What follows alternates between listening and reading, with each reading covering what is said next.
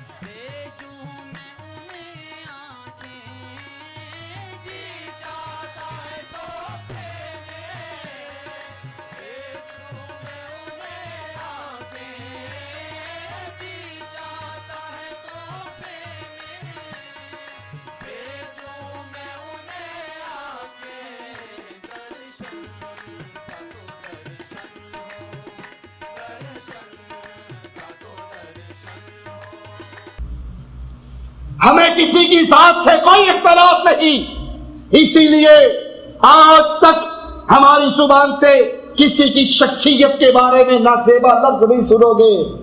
Doctor Tahir al-Qadri صاحب نے ہمارا کچھ نہیں بگاڑا. ہماری زمین چوری کی ہے، ہماری بحث چوری کی ہے، ہمارا کچھ نہیں بگاڑا. ذاتی دشمنی ان سے نہیں ہے، لیکن سب سے بڑی دشمنی یہ ہے اس نے دین محمد کو بدلنے کی کوشش کی ہے. دین محمد میں غیر اللہ کو سجدے حرام، یہ اپنے مریدوں کو اپنے سامنے سجدے کرواتے ہیں. میرے نبی کی اس حدیث کا مصداق جہنم کے دروازے پر بیٹھ کر لوگوں کو بلانے والے جو اس کی بات کو مانتا رہے گا وہ سیدھا جہنم میں داخل ہوتا رہے گا. یہ چند دن پہلے ہی مجھے کسی بھائی نے ان کی سی ڈی پہنچائی جس کا موضوع ہے وَرَفَعْنَا لَكَ ذِكْرَكَ، میرے نبی صلی اللہ علیہ وسلم کی شان میں. اس میں وہ کھل کر کہتا ہے کہ محمد نہ اللہ ہے نہ غیر اللہ ہے، نہ خدا ہے نہ ذات خدا سے جدا ہے. ہک کے جڑا ہی ہک کو دو آنکھے کافر تے مشرک ہے. وہ چاہتا ہے واو ہٹا کر اور ہٹا کر، کہتا ہے رہیں بھی دو مگر دو کہے بھی کوئی نہ. تم ذات خدا سے نہ جدا ہو نہ خدا ہو، اللہ ہی کو معلوم ہے کیا جانیے کیا. دو بھی رہیں اور دو کہے بھی کوئی نہ. ہک ہے ہک ہے ہک ہے ہک ہے ہک ہے ہک ہے، جیڑا ہک کو ڈو کر جانے او کافر تے مشرک ہے. وہ کافر تے مشرک. انا للہ و انا الیہ راجعون. ارے مصطفیٰ اللہ نہیں ہے، وہ غیر اللہ ہے. وہ خدا نہیں ہے، وہ خدا کا بندہ ہے. وہ اللہ اور وہ ایک نہیں ہے. وہ اللہ ہے، یہ عبداللہ ہے. وہ خالق ہے، یہ مخلوق ہے. وہ رازق ہے، یہ مرزوق ہے. وہ معبود ہے، یہ عابد ہے. وہ کھلاتا ہے تو یہ کھاتے ہیں، وہ پلاتے ہیں تو یہ پیتے ہیں. مالک سلاتا ہے، مصطفیٰ سوتے ہیں. اور مالک نہ کھلائے مصطفیٰ کھا سکتے، مالک نہ سلائے مصطفیٰ سو سکتے. وہ اللہ یہ اس کی مخلوق، وہ خالق یہ مخلوق. یہ اللہ کا غیر ہے، یہ اللہ نہیں ہے. یہ جہنم کے دروازے پر بیٹھ کر لوگوں کو جہنم میں آنے کی دعوت دینے والے دعات. فرمایا جو ان کے پاس جائے گا یہ ان کو جہنم میں پھینک دیں گے. میں نے کہا اللہ کے رسول ہم سے ان کی صفت بیان کیجئے. آپ نے فرمایا ان کا چمڑا ہماری طرح کا ہوگا، وہ ہماری ہی زبان بولیں گے۔ میں نے کہا اللہ کے رسول اگر میں اس شر کو پالوں، یہ شر والا دور مجھے مل جائے، مجھے کیا مشورہ دیتے ہو؟ فرمایا مسلمانوں کی جماعت اور ان کے امام کو لازم پکڑنا، مسلمانوں کی جماعت سے چپک جانا، ان کے امام سے چپک جانا۔ میں نے کہا اللہ کے نبی اگر مسلمانوں کی جماعت بھی نہ ہو، خلیفۃ المسلمین بھی نہ ہو، امیر المؤمنین بھی نہ ہو، پھر میں کیا کروں؟ فرمایا ان سارے فرقوں سے دور ہو جانا۔ سنیے امام الانبیاء کے فرمان کو، ان فرقوں سے دور ہو جاؤ جو قرآن و سنت کو چھوڑ کر بدعات کے راستے پہ چل رہے، یہ فرقہ ہے۔ ان سارے فرقوں سے الگ ہو جانا، اگرچہ تم کو درخت کی جڑ کے اندر بیٹھ کر جڑ ہی کیوں نہ چبانی پڑے، وہاں پر ہی کیوں نہ بیٹھنا پڑے، اور اسی حال میں تمہیں موت ہی کیوں نہ آ جائے، او کما قال علیہ الصلوۃ والسلام۔ قرآن و حدیث کو پکڑیے، اور اگر کوئی اس کے خلاف دعوت دیتا ہے تو اس سے الگ ہو کر تنہا اکیلے زندگی گزار دو۔ تم اکیلے نہیں ہو، پوری جماعت اس وقت تم تنہا ہو۔ صحیح مسلم میں ہے، امام الانبیاء نے فرمایا اے لوگو میں انسان ہوں۔ میں کیا ہوں؟ اور ابھی قادری صاحب کیا فرما رہے تھے؟ مصطفیٰ نہ خدا ہے، نہ ذات خدا سے جدا ہے، لا حول ولا قوت الا باللہ۔